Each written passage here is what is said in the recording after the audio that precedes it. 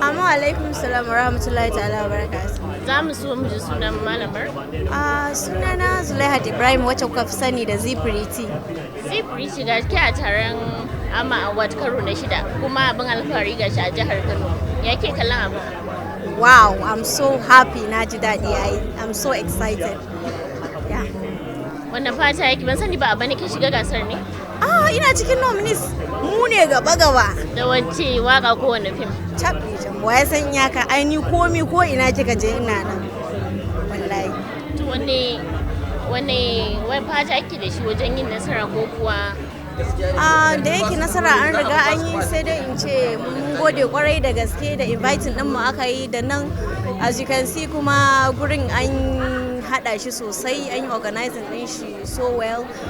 Mutanen da kuma aka yi inviting the nominees and the inviters, they are all good and they are so happy about it.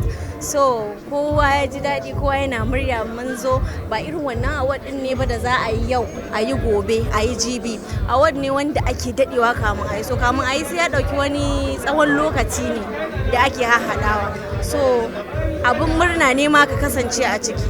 Duk abin da za a ce za a baka ne a bisa akan abin da aka ga kayi, za a girmama ka akan abu, so ba karamin abu ne ba.